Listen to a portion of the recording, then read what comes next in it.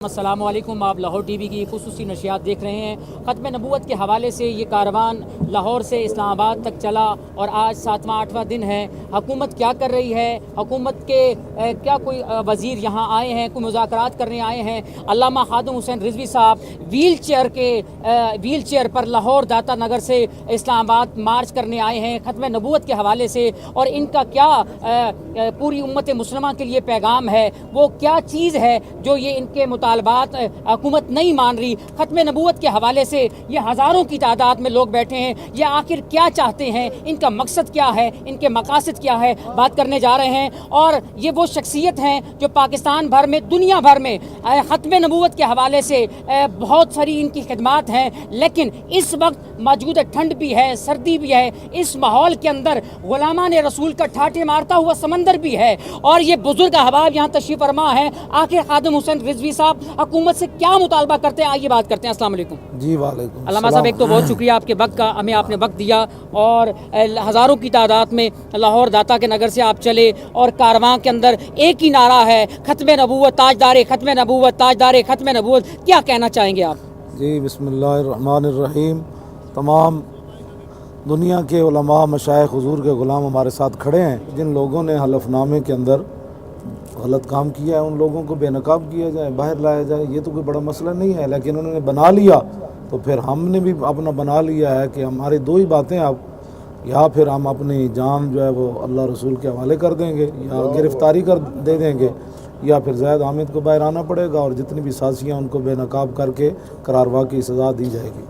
اچھا، ہمیں یہ بتائیے کہ ختم نبوت کے حوالے سے جو حکومت نے وہ شک کہہ رہے ہیں بحال کر دی، آپ اس بات پہ ایگری ہیں کہ نہیں ہیں؟ بحال کرنے کا تو اب بات ہی نہیں ہے نا، ان کو تکلیف کیا ہوئی تھی چھیڑنے کی، وہ بتائیں کس کے کہنے پر چھیڑا جی، اور پیچھے کیا مقاصد تھے، ان مقاصد کو واضح کیا جائے۔ ایک آدمی ایسی ہے جیسے ایک دن قرآن مجید چھاپنے لگے تو دوسرے دن کہے جی وہ سورہ فاتحہ جو ہے میں نے نکالی تھی، میں معذرت بھائی کیوں نکالی تھی جب قرآن کے اندر موجود ہے، تمہیں کس نے حق دیا تھا نکالنے کا؟ یہ کوئی بات ہے کرنے والی؟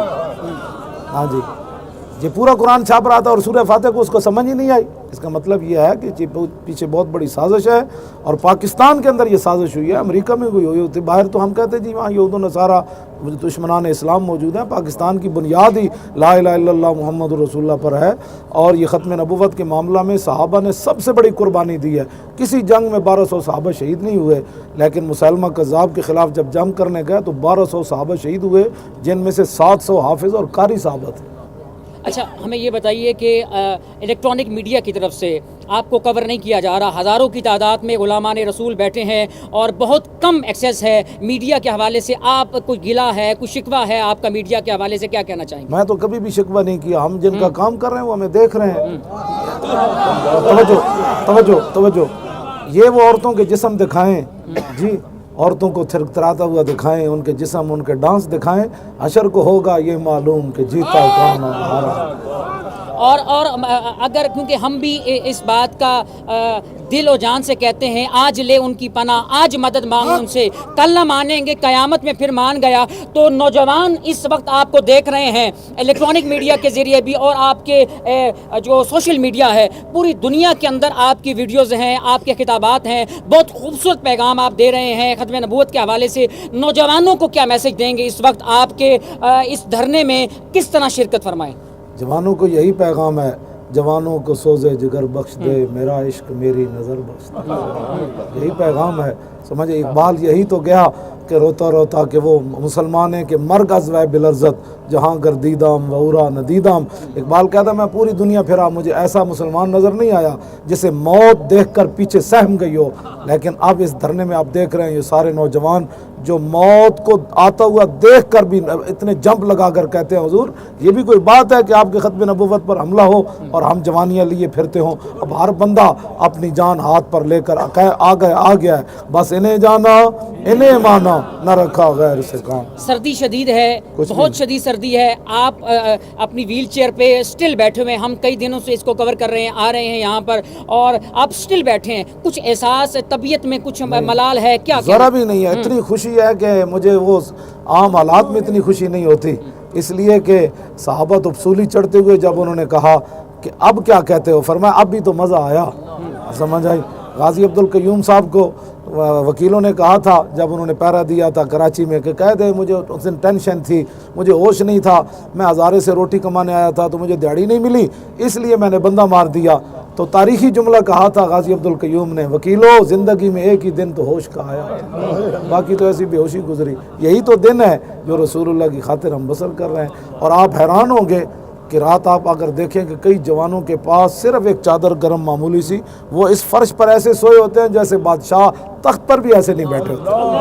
حکومت آپ سے کوئی کوآپریٹ کر رہی ہے, کوئی نمائندہ یہاں پر آیا, کوئی وزیر آیا, کسی کا ٹیلی فون آیا آپ کو کچھ بات کرنے کے لیے؟ آپ کا جو ون نکاتی ایجنڈا ہے ختم نبوت کے حوالے سے, آپ کا کوئی اور ایجنڈا تو نہیں, پولیٹیکل ایجنڈا تو نہیں ہے؟ نہیں, پولیٹیکل ایجنڈا نہیں, ہم آئے یہاں انہیں کے لیے آئے بیٹھے ہیں, اور ہماری جو مذاکراتی ٹیم ہے ان سے وہ رابطے کرتے رہتے ہیں. آپ کو پتہ ہے حکومتوں کے معاملات ایسے ہی ہوتے ہیں, وہ کبھی ایسے کبھی ایسے کبھی ایسے کبھی ایسے کبھی ایسے. ہم نے ان کو کہہ دیا اپنے ساتھیوں کو کہ اگر بات کرنی ہے تو ایک ہی بات ہے, پہلے اسے ہٹاؤ پھر ہم مذاکرات کریں گے آپ کے ساتھ. کب تک دھرنا جاری رہے گا؟ شدید سردی ہے, کچھ اور بھی نہیں آپ کا سردی. کب تک یہ دھرنا جاری یہ رکھنے کا پروگرام سردی ہے ہی کوئی نہیں. آپ دیکھیں ان کو اللہ تعالیٰ نے اتنی نعمتیں, کبھی چائے آ رہی ہے, کبھی کھجوریں آ رہی ہیں, کبھی ریوڑیاں آ رہی ہیں, کبھی پتاسے آ رہے ہیں, کبھی سوگی آ رہی ہے, کبھی بادام آ رہے ہیں, کبھی پستے آ رہے ہیں, کبھی اخروٹ آ رہے ہیں, کبھی کہوہ آ رہا ہے, کبھی چائے آ رہی ہے, کبھی بریانی آ رہی ہے. اور جو شادیوں پر بریانیاں پکتی ہیں یہ وہ لوگ کھا رہے ہیں. تو ہمیں تو کوئی پریشانی نہیں ہے, کون دیتا ہے دینے کو منہ چاہے, دینے والا ہے سچا ہمارا نہیں. حضور یا تو پسینے آ رہے ہیں, گرمی آ رہی ہے, سردی کب تک آپ یہاں فیض آباد کے مقام پر, کیونکہ یہ پورے سمجھ لیجئے ہماری جی ٹی روڈ کو بلاک کیا ہوا ہے, اس دونوں اطراف سے بند ہے, کب تک آپ کا پروگرام ہے یہاں سٹل بیٹھے رہنے کا؟ یہ تو دونوں جہان بھی الٹ جائے نا ابھی ایک لمحے میں, اللہ تعالیٰ سارے جہان برباد کر دے تو حضور کی ناموس اور ختم نبوت کے مقابلے میں ان کی کوئی حیثیت نہیں ہے. ہم جب تک اس مسئلے کا حل نہیں ہوتا بیٹھے ہیں یہاں. اگر حکومت کچھ آپ سے مذاکرات کرنا چاہے تو آپ کا ون نکاتی ایجنڈا کیا ہے؟ وہی ہے, زید حامد کو پہلے علیحدہ کریں پھر بیٹھ کر بات ہوگی.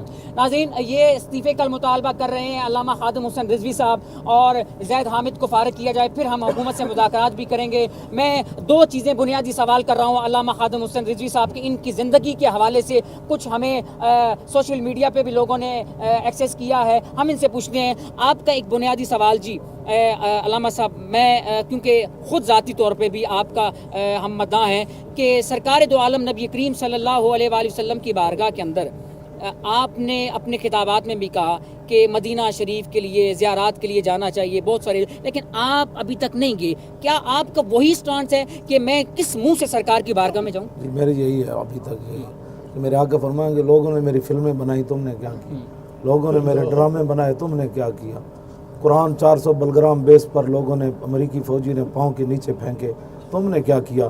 ڈاکٹر عافیہ صدیقی جب پریشان ہوئی تو حضور اس کی خواب میں گئے, ہاں جی, تو وہ رو پڑی, عرض کی یا رسول اللہ میرا امتحان کب ختم ہوگا, تو میرے آقا کی چشمان مبارک سے آنسو آ گئے. تو حضور نے فرمایا یہ تیرا امتحان تو نہیں نا, یہ تو میری امت کا امتحان ہے کہ انہوں نے کب تمہیں چھڑانا ہے. اب بتاؤ ڈاکٹر عافیہ پر حضور رو پڑے تو برما کی چیختی ہوئی بچیوں پر حضور نہیں روئے ہوں. تو میرا یہی موقف ہے کہ امت اٹھے, مرنا تو ایک دن ہے کم از کم. یہ جب دیکھی ہسٹری میں نے تو پھر کامل یقین آیا کہ جنہیں مرنا نہیں آیا انہیں جینا نہیں آیا, بس یہی ہے. اچھا علامہ صاحب, یہ ہمیں بتائیے کہ اتنے دن یہ دھرنا چل رہا ہے, کھانے پینے کی اشیاء اور باقی تمام تر آپ نے بندوبست کر رکھا ہے, یہ لوگ آ کے یہاں پر لوگ ہی کر رہے ہیں. ابھی مجھے علامہ غفران محمود سالوی نے ایک بندے کے بارے میں کہا وہ اتنے پیسے کیا کرنا ہے وہ لانا, میں نے کہا آپ جیب میں رکھیں جب ضرورت پڑے گی تو. ہاں جی, تو ابھی تو ہم نے 1 روپیہ بھی اپنی جیب سے نہیں خرچ کیا. لوگ جناب اس طرح دیوانہ وارہ, بات یہ ہے کہ اسلام کے لیے چلا ہی کوئی نہیں, ذات کے لیے چلے گا تو میرا پیٹ تو اتنا بڑا ہے. حضور نے فرمایا اگر سونے کی وادی ابن آدم کو ملے کہے گا ایک اور مل جائے پھر بس. حضور نے فرمایا 2 مل جائیں تو کہے گا لا حبا یکون لہ ثالثا, ایک تیسری مل جائے پھر بس. تو میرے آقا نے فرمایا ولا یملأ فاہ الا التراب, کہ انسان کا پیٹ دنیا کی دولت نہیں بھر سکتی, قبر کی مٹی جب داخل ہوگی اسی دن بھرے گا. تو جب پیٹ کے لیے چلیں گے تو پھر لوگ دیکھیں گے مولوی کا اپنا توبہ توبہ توبہ. جب حضور کے لیے چلیں گے تو میں نے یہاں ایسی نعمتیں لوگوں کو کھاتے ہوئے دیکھا, میں تو تصور نہیں کر سکتا. لوگ سیدھے بیرون ممالک سے کمبل خرید کر ان کے لیے یہاں لائے ہیں, آپ سوچ سکتے ہیں. ہاں جی, وہ بھی گھر بھی نہیں گئے, ادھر بیٹھے ہیں, کہنے لگے یہ ان کو دے دیں جی, یہ زمزم شریف لائے, کھجور مدینہ پاک کی اتنی لائے کہ جناب ان لوگوں کو کھلائیں. آپ یہ سوچ سکتے ہیں, آتا ہے فقیروں پہ انہیں کچھ پیار ہی ایسا اور خود بھیک دے اور خود کہیں میرے منگتے کا بھلا، بس یہی ہے بات۔ اچھا، میں نے یہاں پر دیکھا آپ کے کنٹینر کو بھی کوئی وی آئی پی کنٹینر نہیں ہے یہاں پر، کوئی آپ کے لیے واش روم وی آئی پی نہیں ہے، کچھ آپ کے لیے بیڈز نہیں لگے ہوئے، یہاں کوئی کافی کا انتظام نہیں ہے، چائے کا بندوبست، وہ وی آئی پی میں کیا کہنا چاہیں گے دوسرے کنٹینرز کے بارے میں، اور اس کنٹینر میں کیا فرق ہے؟ وہ نسبت ہی کوئی نہیں ان بیچاروں کو، تو وہ تو ذات کے لیے آئے تھے، ہم آئے رسول اللہ کے لیے، بس بات ختم ہے۔ فرق تو پھر ہوگا نا۔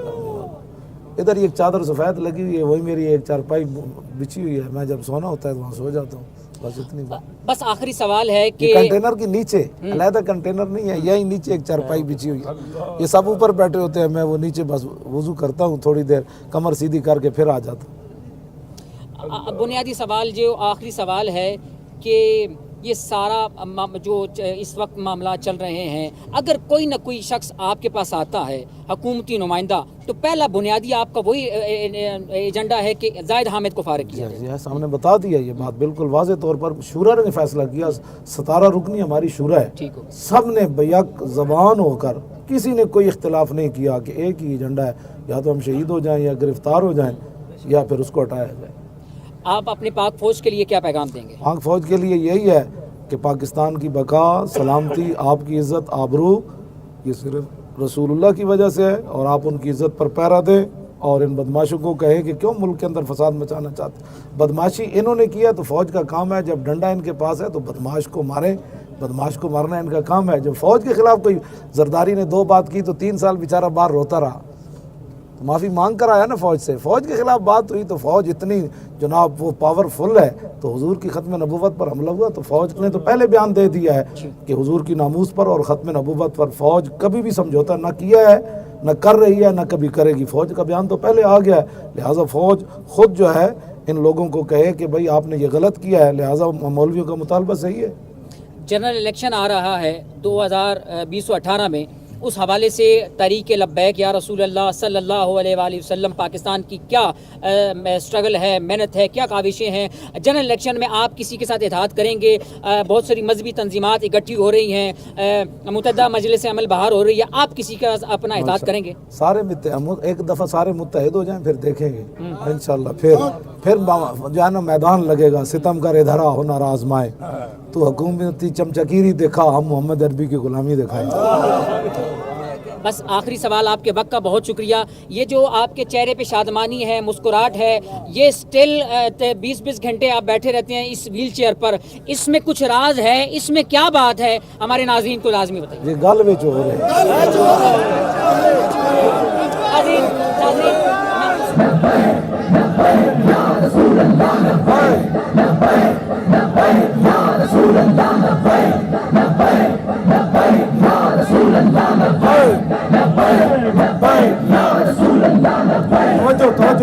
توجہ۔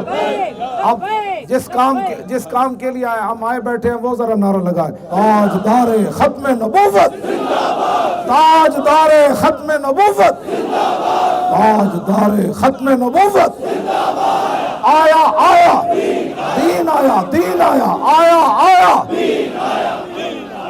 زور لگائے، زور لگائے۔